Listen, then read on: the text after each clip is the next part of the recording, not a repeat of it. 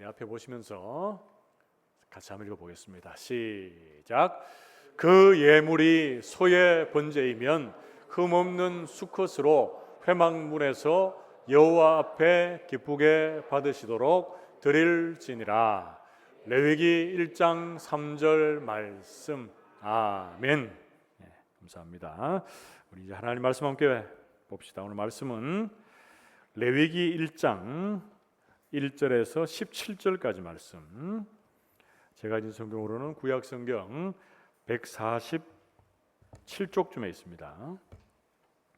구약 성경 147쪽 레위기 1장 1절에서 17절까지 말씀을 한 절씩 교독을 하겠습니다. 제가 먼저 1절 말씀을 읽습니다. 여호와께서 회막에서 모세를 부르시고 그에게 말씀하여 이르시되 이스라엘 자손에게 말하여 이르라. 너희 중에 누구든지 여호와께 예물을 드리려거든 가축 중에서 소나 양으로 예물을 드릴지니라. 그 예물이 소의 번제이면 흠없는 수컷으로 회막문에서 여호와 앞에 기쁘게 받으시도록 드릴지니라.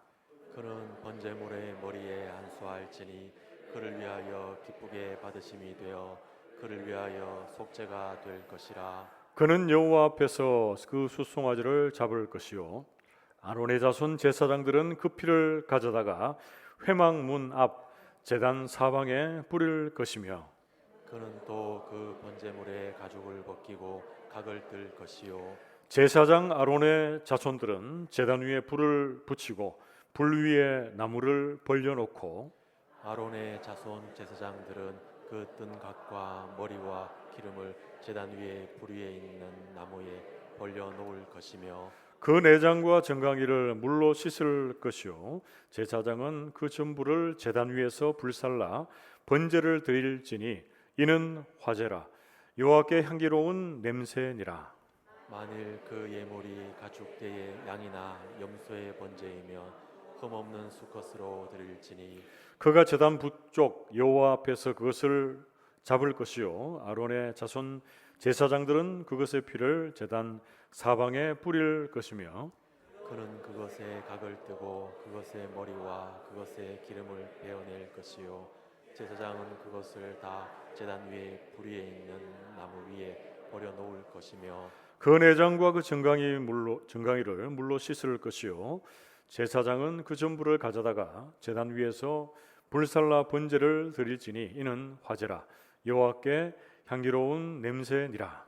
만일 여호와께 드리는 예물이 새의 번제이면 산비둘기나 집비둘기 새끼로 예물을 드릴 것이요 제사장은 그것을 제단으로 가져다가 그것의 머리를 비틀어 끊고 제단 위에서 불사르고 피는 제단 곁에 흘릴 것이며 그것의 모이 주머니와 그 더러운 것은 제거하여 제단 동쪽 재 버리는 곳에 던지고 함께 읽습니다. 또 그 날개 자리에서 그 몸을 찢되 아주 찢지 말고 제사장이 그것을 제단 위에 불 위에 있는 나무 위에서 불살라 번제를 드릴지니 이는 화제라 여호와께 향기로운 냄새니라. 아멘. 우리 앞뒤 좌우에 계시는 분들과 이렇게 한번 인사하고 말씀을 받겠습니다. 말씀에 은혜 받읍시다. 인사하겠습니다. 제가 1부 때 오늘 이 말씀을 나누는데 원래는 한 4분, 5분 정도 영상을 보고 말씀을 드리려고 했는데 내용이 많다 보니까 영상을 안 보고 제가 바로 설교를 하겠습니다. 여러분 레위기 말씀은 여러분들이 성경을 대할 때에 가장 어려운 말씀이기도 하고 또 어떻습니까? 이게 가장 중요한 말씀이기도 합니다. 왜 그렇습니까? 제사, 그러니까 다르게 얘기하면 예배에 대한 말씀이기 때문에 그렇습니다. 우리가 출애굽기 말씀을 지난 주간까지 살폈는데 이 출애굽기하고 레위기 말씀을 비교해서 보면 출애굽기는 어떤 책입니까? 출애굽기는 이스라엘 백성들이 애굽에서 종되었고 노예되었던 곳에서 떠나서 가나안 땅을 향하는 구원의 책입니다. 구원의 책. 같이 한번 따라해 봅시다. 구원의 책. 그렇죠. 떠나서 하나님의 백성으로서의 그 삶을 살아내는 구원의 책이고 그렇다면 레위기는 어떤 책입니까? 레위기는 종되었던 그 자리, 노예되었던 그 자리를 떠나는 책이 출애굽기였다면 오늘 본 말씀 레위기 1장 1절에서 2절에 나오는 것처럼 하나님께서 그들을 회막으로 부르시는 책이 바로 레위기입니다. 그리고 이 레위기는 앞서 제가 언급했듯이 거룩의 책이고 예배의 책이다라는 별칭이 붙어 있습니다. 그래서 레위기 1장 1절에서 2절 말씀에 보면 이렇게 시작을 합니다. 레위기 1장 1절에서 2절 말씀에 보시면 여호와께서 회막에서 모세를 부르시고 그에게 말씀하여 이르시되 이스라엘 자손에게 말하여 이르라 너희 중에 누구든지 여호와께 예물을 드리려거든 가축 중에서 소나 양으로 예물을 드릴지니라 이렇게 말씀합니다. 여러분 출애굽기 마지막에 어떻게 마쳤습니까? 하나님께서 성막을 지으라고 말씀하시고 성막이 다 지어지고 나서 그 성막에 충만하게 임재한 하나님의 영광으로 마쳤습니다. 마치고 나서 이제 레위기가 시작되는데 레위기에서의 이 공간적인 배경은 시내산인데 이제 레위기에서는 어떻게 합니까? 하나님이 모세와 이스라엘 백성들을 부르셔서 하나님을 예배하는 거예요. 레위기서가 이제 27장까지 말씀이 있는데 이 레위기서 말씀에서 가장 핵심적인 두 가지를 얘기하자면 5가지 제사와 7가지 절기가 나옵니다. 그래서 5가지 제사는 죄인된 인간이 어떻게 하나님 앞에 나아갈 것인가 그런 문제를 우리에게 소개를 해주고 있고 그리고 7가지 절기는 뭡니까? 믿음의 길을 걸어가면서 어떻게 하나님과 동행할 것인가 이 큰 2가지의 주제가 레위기서를 이루고 있습니다. 그래서 우리는 오늘 이 레위기서의 전체적인 주제인 이 거룩에 대한 내용들 그 의미들을 먼저 잠깐 살펴보고 5가지 제사를 번제를 중심으로 해서 간단하게 살펴보고 말씀을 정리하려고 합니다. 자, 먼저 첫 번째 우리가 레위기서가 예배의 책이다 거룩의 책이다 그러는데 여러분 거룩이라고 하는 것이 어떤 의미가 있는지를 알아야 됩니다. 그 첫 번째는 하나님께 성별됨이 거룩입니다. 저와 여러분들이나 흠 많고 죄 많은 죄 많고 흠 많은 인간들이지만 하나님이 어떻게 하셨습니까? 창세전에 예정하셔서 하나님의 자녀 삼아 주셨어요. 그러니까 우리가 하나님께 이렇게 성별되었다는 것 그 자체가 거룩입니다. 거룩. 우리에게서는 거룩을 도저히 찾아볼 수 없지만 하나님께서 우리를 무조건적으로 택하셔서 거룩한 하나님의 사람으로 세워가십니다. 그리고 두 번째는 거룩이라고 하는 것은 죄와 결별하고 세상과 구별되었다 이런 의미가 있습니다. 그러니까 좀 더 구체적으로 말하자면 죄를 멀리하고 죄를 떠나고 하나님을 닮아가고 예수 그리스도를 닮아가는 그 자리 그것이 바로 거룩이다라고 성경은 말씀해주고 있습니다. 그리고 세 번째 좀 더 구체적으로 거룩은 어떤 의미가 있습니까? 예배와 삶이 분리되지 아니하고 통합되는 겁니다. 그러니까 이게 무슨 뜻입니까? 우리가 예배의 자리에 이렇게 나와 있는 이 순간은 거룩 찬송하면서 하나님의 백성으로 거룩하게 산다 이렇게 하는데 예배가 다 끝나고 이제 예배당 밖을 나가면 우리의 삶의 현장입니다. 그때는 하나님 모르고 살고 하나님 떠나서 살고 우리의 생각과 욕심대로 살고 그러면 이게 거룩이 됩니까? 안 됩니까? 안 됩니다. 우리는 그래서 삶의 예배자로서 하나님께서 예배를 통해서 말씀하신 그 말씀이 우리의 삶에 녹아져 내리고 그래서 하나님 말씀하신 가장 중심에 있는 게 뭡니까? 하나님의 사랑과 이웃사랑 그 사랑을 실천함으로 완성되어져 가는 것이 거룩이다라고 성경은 말씀해주고 있습니다. 그래서 거룩한 하나님의 사람이라고 하면 예배만 잘 드리는 사람이 거룩한 하나님의 사람이 아니라 우리의 삶의 예배자로서 주님의 말씀 아래에 머무는 자 그런 사람들이 하나님의 거룩한 사람이다라고 말할 수 있습니다. 자, 우리가 먼저 거룩의 의미를 잠시 살펴봤고 이제 5가지 제사를 살펴볼 텐데 먼저 개괄적으로 5가지 한번 띄워주시면 좋겠습니다. 5가지 제사는 번제와 소제와 화목제와 속죄제와 속건제 이렇게 5가지 제사가 있어요. 그런데 이 제사가 의미하는 것이 여러 가지가 있습니다. 한 제사가 의미하는 게 여러 가지예요. 근데 여러 가지를 여러분들에게 말씀드리려고 하니까 이 양이 너무 많아서 제가 가장 대표적인 것 물론 이 제사 옆에 갈로 이렇게 돼 있는 게 이 제사의 모든 것을 다 나타내지는 않지만 그래도 이 단어를 딱 하면 이 제사가 이런 의미구나 이렇게 대표적으로 특징적으로 말할 수 있는 단어를 제가 연결해 놨습니다. 여러분 보십시오. 번제는 어떤 의미가 있습니까? 헌신입니다. 헌신. 번제는 헌신. 그리고 소제는요 감사. 그리고 화목제는 화평. 그리고 속죄제는 거룩. 그리고 속건제는 회개. 요 5가지 제사의 의미를 먼저 여러분들의 마음속에 담고 오늘 말씀을 본격적으로 시작할 텐데, 여러분 5가지 제사 중에 번제, 소제, 화목제 요 3가지는 뭡니까? 자원제입니다. 자원제. 스스로 드려지는 자원제라면 속죄제와 속건제는 뭡니까? 의무제입니다. 의무제.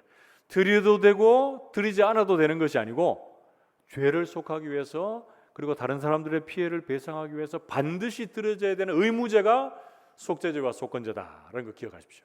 그리고 이 모든 5가지 제사의 그런 방법들, 어떻게 보면 공통된 방법들은 번제, 화제가 공통된다라는 것을 여러분 기억하고 이제 말씀에 이제 본격적으로 한번 들어가 봅시다. 먼저 첫 번째로 번제입니다. 번제. 번제는 제가 헌신의 의미가 있다 그랬죠. 그래서 이 번제는 짐승을 불태워 드리는 그런 제사입니다. 가죽만 제사장이 취하고 나머지 모든 것은 다 불태워서 드려지는 제사입니다. 그래서 오늘날로 우리에게로 끌어와서 적용을 해보자면 우리 한 사람 한 사람 하나님의 사람들이 하나님 앞에 온전히 드려지는 그런 헌신을 다짐하는 그런 개념들과 연결될 수가 있겠습니다. 그리고 번제를 예수 그리스도와 연결하자면 예수님께서 십자가상에서 자신을 온전히 드린 것, 그것과 연결시킬 수가 있겠습니다. 자, 우리 본격적으로 한번 레위기 1장 3절 이하의 내용들을 한번 봅시다. 레위기 1장 3절에서 4절 말씀 보면 그 예물이 소의 번제이면 흠없는 수컷으로 회막문에서 여호와 앞에 기쁘게 받으시도록 드릴지니라. 그는 번제물의 머리에 안수할지니 그를 위하여 기쁘게 받으심이 되어 그를 위하여 속죄가 될 것이다. 이렇게 이제 번제가 시작이 되는데, 여러분 여기서 우리가 알아야 되는 것 한 가지가 먼저 있는데 뭘 알아야 됩니까?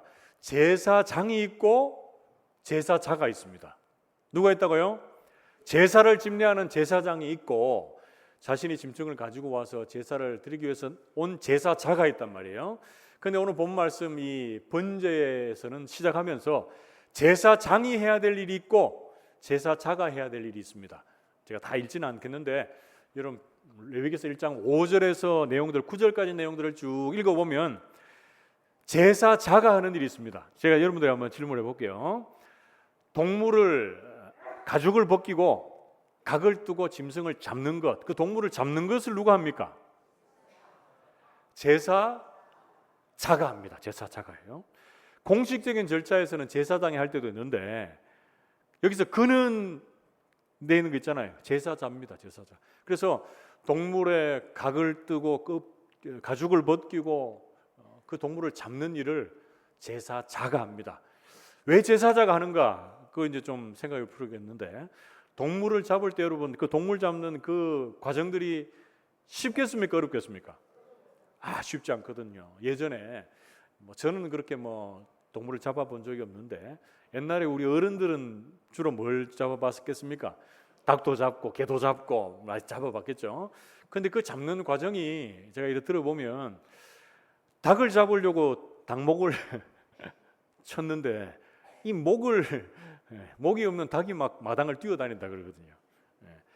개를 잡는데 제가 식사 시간 다가오는데 죄송합니다 이런 얘기 해가지고 개 가죽을 벗겨가지고 이제 개를 잡으려고 하는데 개가 막 죽었는 줄 알았는데 막 마당을 뛰어다니는 거예요.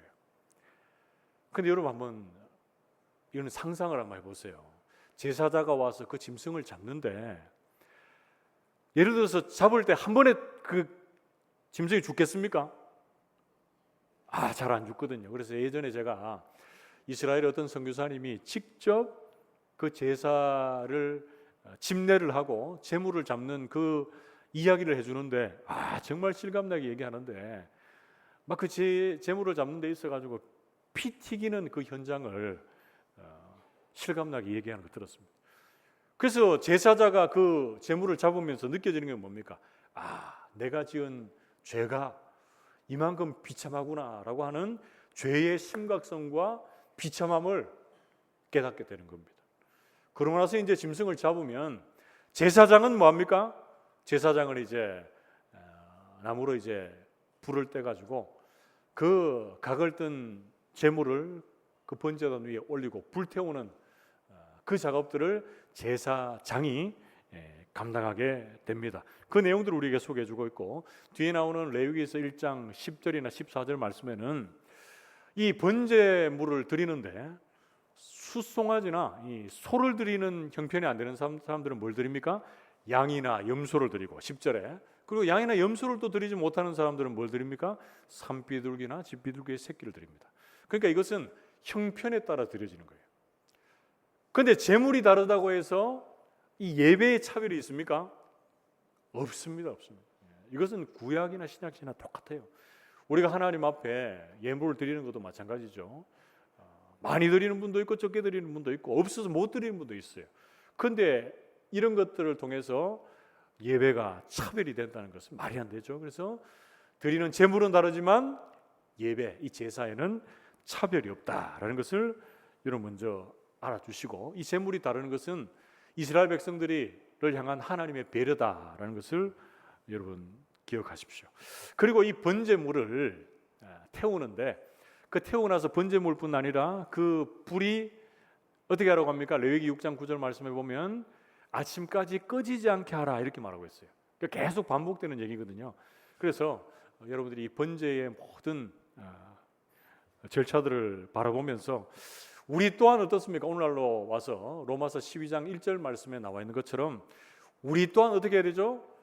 하나님이 기뻐하시는 거룩한 산제물로 드려지는 하나님의 사람이 되어야 된다는 것을 우리가 권면하고 있습니다. 그래서 여기서 얘기하는 거룩한 산제물은 뭡니까? 이 번제에 사용하는 제물, 그 용어를 그대로 사용하고 있거든요.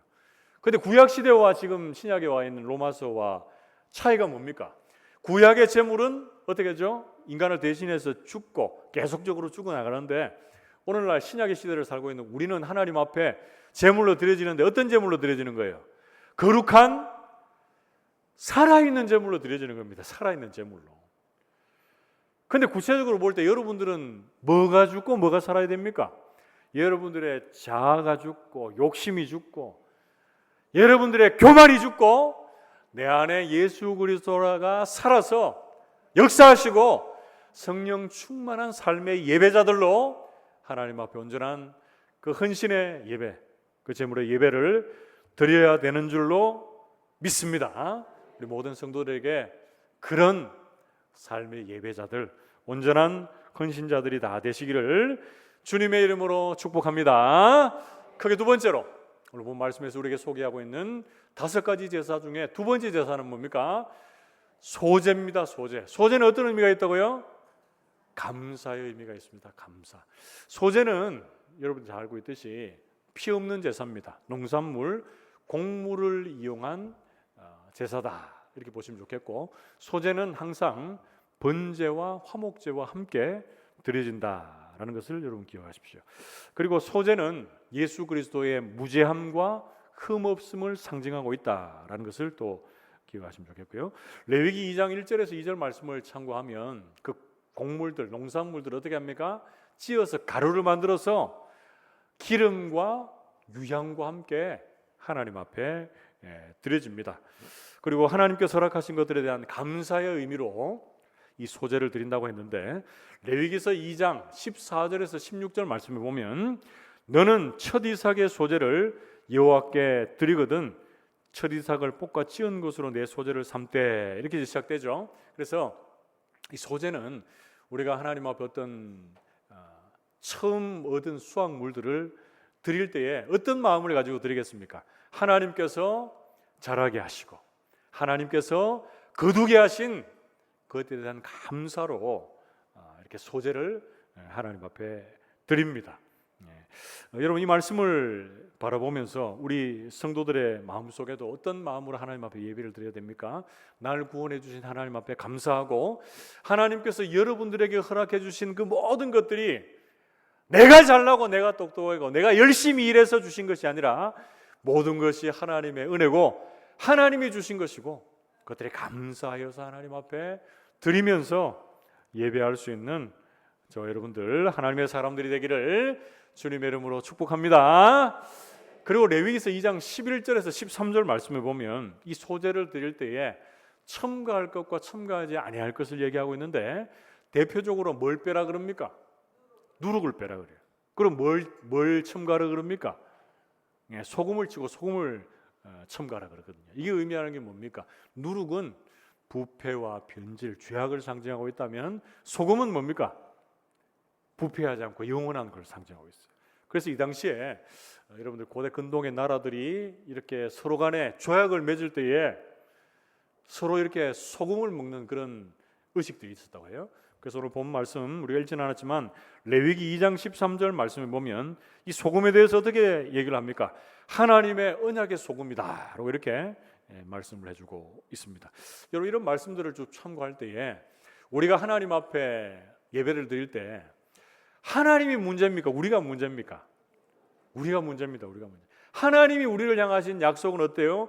영원 불변하고 하나님의 때에 반드시 이루어지는 그 약속이거든요. 그런데 우리가 그 약속을 믿지 못하고 이리저리 휘둘리기도 하고 갈팡질팡하기도 하고 하나님의 뜻에 온전히 서 있지 못할 때가 많다는 거예요. 그래서 우리가 하나님 앞에 이 소제 드리는 것, 이 소금을 치는 이런 모습들을 생각하면서 영원 불변하신 이 하나님의 약속 앞에서 우리 또한 하나님 편에 붙어 있고 하나님께 머물러 있는 하나님의 사람이 되기를 기대하고 또 기도하며 하나님 붙들 수 있기를 축복합니다. 그래서 우리 모든 성도들이 이 소제, 감사의 의미를 마음속에 담고 오늘 하나님 앞에 예배할 때에 구원해 주신 것에 감사하고 여러분들에게 허락해 주신 그 모든 것이 하나님이 주신 것이다 라는 것에 감사함으로 주님 앞에 드리고 또 하나님 앞에 예배할 수 있는 저 여러분들 우리 모든 성도들이 되시기를 주님의 이름으로 축복합니다. 그리고 크게 세 번째, 5가지 제사 중에 세 번째는 뭡니까? 화목제입니다. 화목제. 화목제는 화평을 우리에게 소개를 해주고 있습니다. 화목제는 대표적으로 어떤 제사입니까? 번제가 하나님과 우리 사이에 이 수직적인 제사라고 하면 화목제는 뭐예요? 수평적인 제사입니다. 그래서 제사자가 유일하게 그 제물을 먹을 수 있는 제사가 바로 이 화목제사입니다. 자신도 먹을 뿐 아니라 가족들, 이웃들에게도 이 제물을 나누어 먹을 수 있도록 하는 제사가 바로 이 화목제사입니다. 자, 화목제는 뭘 상징하는가? 예수님의 십자가 사역을 통해서 하나님과 인간 사이에 가로막혀 있던 이 죄가 없어지고 무너지고 사라지고 하나님과 우리 사이에서 주신 화평, 이걸 상징하고 있습니다. 그런데 여기서 그치지 않고 어디까지 나가야 됩니까?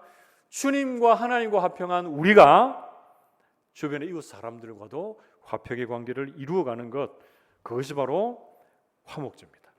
자, 화목제에는 한 3가지 종류로 나눌 수가 있는데 첫 번째는 감사제, 하나님께 주신 복과 구원에 대해서 감사하여서 화목제를 드리고, 그리고 자신이 서원한 것들, 자신이 간구한 것들이 이루어지기를 기대하는 마음으로 서원제를 드리고, 그리고 마지막 세 번째는 자원제라 그래서 낙헌제라는 의미를 쓰기도 하는데 일반적으로 하나님 앞에서 감사하며 제사를 드리고 싶을 때 하나님 앞에 또 이렇게 자원제를 드립니다. 레위기 7장 12절과 15절 그리고 7장 16절과 17절 말씀을 보면 하나님 앞에 감사제 또 자원제, 서원제의 제사를 드릴 때에 그 제물을 이제 먹는 기회를 소개하면서 감사제는 어떻게 합니까? 그날 당일에 먹으라 그래요. 근데 서원제, 자원제는 어떻게 하라 그럽니까? 둘째 날까지 먹게 합니다. 셋째 날에는 이제 불사르라 그러지만 왜 그렇습니까? 그것은 이웃과 함께 나누면서 기쁨과 찬양의 예배를 드리도록 그렇게 허락해 주시는 것입니다.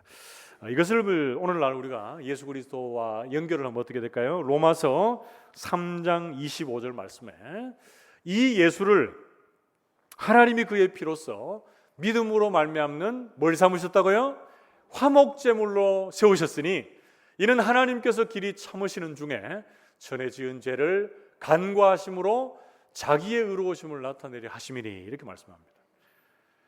인간이 하나님 앞에서 죄를 지어서 하나님을 떠나 있었는데 하나님이 우리를 어떻게 하십니까? 길이 참으시고 예수 그리스도를 화목제물 삼으시사 십자가에 죽임 당하게 하시고 우리를 하나님과의 관계에서 화평을 이루어 가셨다라고 성경은 말씀해 주고 있습니다. 에베소서 2장 14절에서 16절 말씀을 참고하면 하나님과 우리 사이에 화평이 이루어졌을 뿐 아니라 예수 그리스도께서 친히 화평이 되어 주셔서 유대인과 이방인과의 그 관계를 허시고 하나 되게 하셨다라고 성경은 말씀해 주고 있습니다. 여러분, 이 화목제 제사, 화평케 하는 이 제사를 여러분 마음속에 담고 오늘날 예수 그리스도께서 하나님과 우리 사이의 관계를 화평케 하시고 이 화평이 우리에게 이웃에게로까지 확장되어졌다라는 것 기억하시고 우리 모든 성도들이 화평의 메신저로 살아낼 수 있게 되기를 주님의 이름으로 축복합니다. 자, 그리고 이제 제사가 두 가지 제사가 남았는데 속죄제와 속건제가 남았어요. 그런데 이 두 가지 제사는 공통된 것은 뭡니까? 의무제기도 하고 또 배상의 의무가 있는 그런 제사입니다. 그런데 속죄제는 배상의 대상이 분명하지 않을 때 드려지는 제사고 속건제는 뭡니까? 속건제는 배상의 대상이 분명할 때 드려지는 제사예요. 이 두 가지를 이렇게 비교할 수 있습니다. 그런데 먼저 속죄제를 한번 봅시다. 자, 속죄제는 거룩이라고 하는 그런 큰 의미가 담겨져 있고 이 속죄제 제사는 언제 드리는가? 무의식 중에 율법을 범하거나 신체 중에 부정결할 때 드려지는 그런 제사입니다. 그렇기 때문에 이 대상이 분명치 않죠. 무의식 중에 율법을 범하고 신체의 부정결 시에 드려지는 제사가 바로 속죄제사다라고 합니다. 속죄제사는 우리의 죄를 담당하시고 고난당하시는 예수님을 상징합니다. 여러분, 이 속죄제가 나타나고 있는 레위기 4장 이하의 내용들을 쭉 읽어보면 속죄제는 제사장부터 시작해서 신분에 따라서 직분에 따라서 제물이 또 다 다릅니다. 그런데 이 제물은 다르지만 앞에 얘기했듯이 뭐는 차별이 없습니까? 제사에는 차별이 없다라는 것을 여러분 기억하십시오. 그리고 레위기서 6장 24절에서 30절 말씀에 보면 제사장이 이제 이 속죄제 제사를 드리면서 정한 장소에서 잡고 거룩한 곳에서 이제 남은 것을 먹습니다. 그러고 나서 제단이나 특정한 성물을 정결케 하는 피가 옷이나 그릇에 묻었을 때 어떻게 하는가? 그 이제 규례들이 나오는데 반드시 거룩한 곳에서 빨거나 정결하게 씻는다 이렇게 얘기하면서 육이나 청동, 그러니까 그 피가 스며들지 않는다고 보는 그런 용기들은 어떻게 합니까? 삶고 닦아서 물에 씻어요. 그런데 토기 같은 경우에는 그 안에 스며들 수 있다라고 해서 그 그릇을 깨뜨립니다. 깨뜨리고 나서 다른 용도로는 사용하지 않습니다. 그런데 이 내용들을 살피면서 우리가 어떻게 또 적용을 해볼까? 우리의 삶으로 한번 끌어오면 우리 또한 어떻습니까?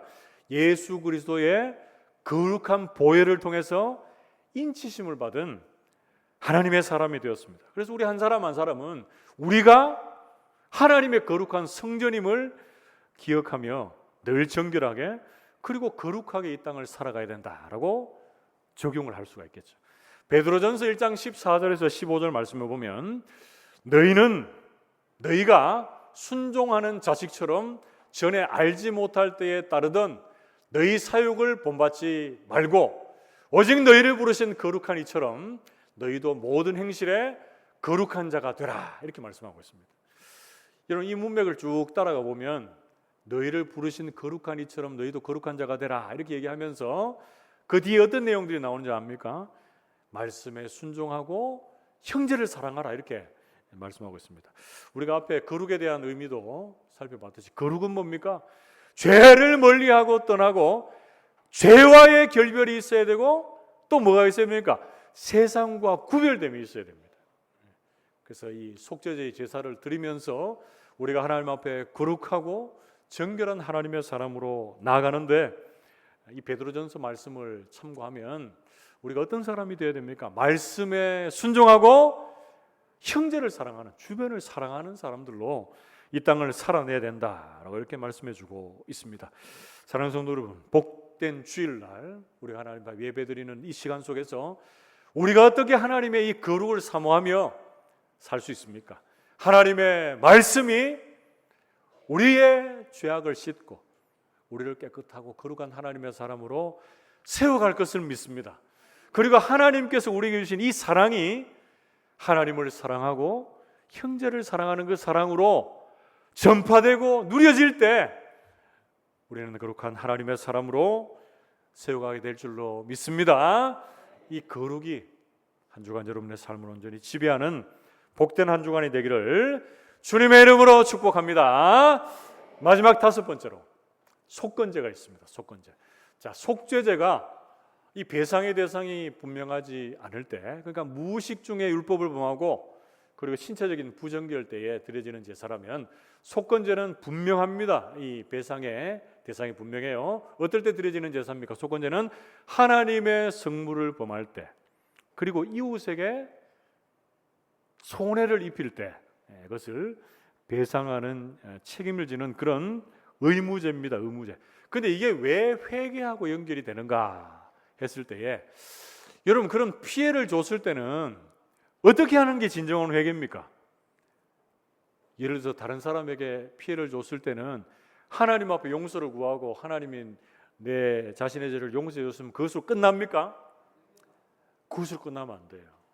제가 이 속건제, 이런 진정한 회개와 용서의 이야기를 나눌 때 자주 하는 예화가 있습니다. 밀양이라고 하는 영화가 있어요. 저는 이제 군데 봐서 다 이렇게 전체적으로 보지는 못했는데, 거기 보면 여주인공이 나오는데 유괴범이 자신의 아이를 죽입니다. 그래가지고 그걸로 인해서 정말 고통하고 힘들어했는데, 이제 예수를 믿게 되고 하나님 믿으면서 이제 그 죄인을 용서해야 되겠다 이런 마음이 들어서 감옥을 찾아갑니다. 면회를 가요. 근데 면회를 가서 이제 그 죄수와 얘기하는 중에 그 사람도 그 감옥에서 예수를 믿은 거예요. 근데 어떤 일이 일어납니까?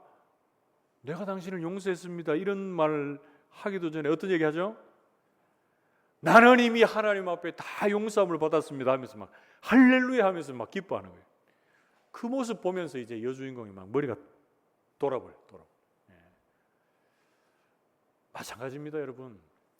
우리가 주변의 이웃에게 어떤 피해를 끼치고 손해를 끼쳤을 때는 하나님 앞에 용서 구하고 그걸로 끝나면 안 되고, 오늘 본문 말씀, 특별히 레위기서 6장 5절 말씀 보면 어떻게 하라 그럽니까? 그 피해를 입은 당사자에게 5분의 1을 더해서 되갚아라 그럽니다. 되갚아라. 여러분들이 알기 쉬운 표현으로 바꾸자면 50만 원을 빌렸어요. 주변에 50만 원 빌렸으면 갚기는 얼마를 갚으라는 거예요? 60만 원을 갚아요. 60만 원. 100만 원을 빌렸으면 120만 원을 갚아라.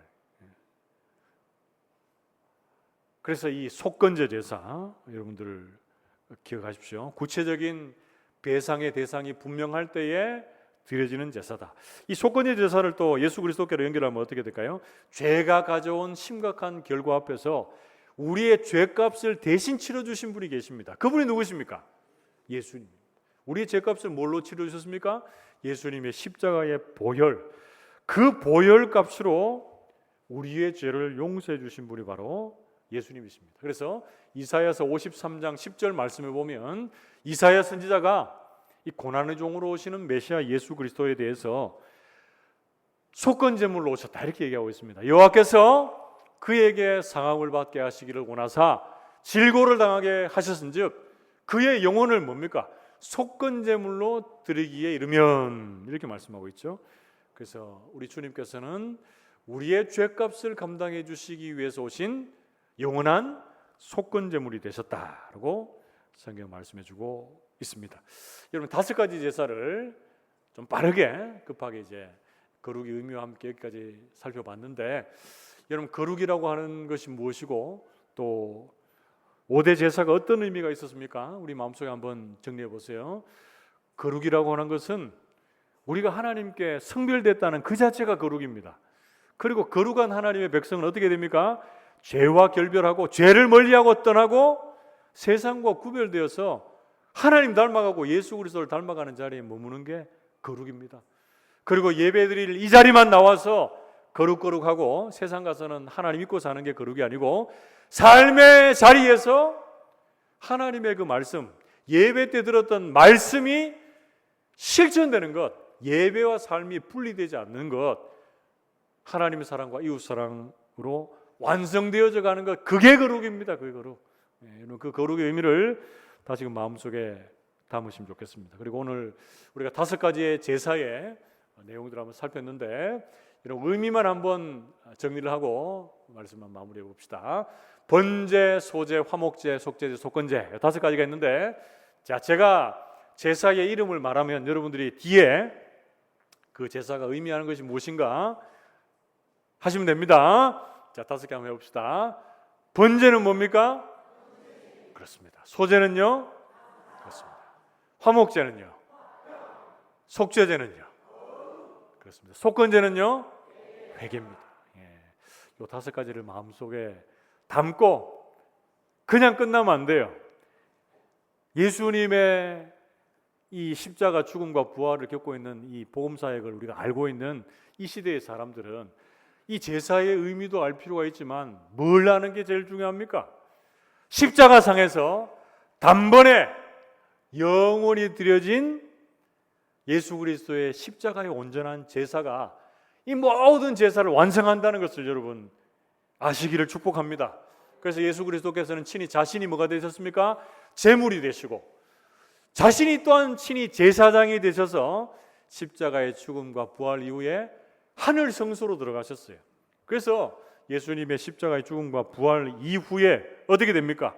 이 복음 사건 때문에 우리는 언제 어디서나 하나님께로 나아갈 수 있는 거룩하고도 새롭게 일려진 산길, 그 산길을 통해서 우리는 날마다 주님의 그 은혜의 보좌 앞으로 담대히 나아갈 수 있게 되었다라고 하는 그 기쁨의 소식, 그 복음의 소식을 여러분 마음속에 담을 수 있기를 축복합니다. 그래서 매일매일 저와 여러분들의 삶이 주님과의 그 친밀한 교제를 통해서 하나님 앞에 행복한 삶의 예배자들로 세워질 수 있게 되기를 주님의 이름으로 축복합니다.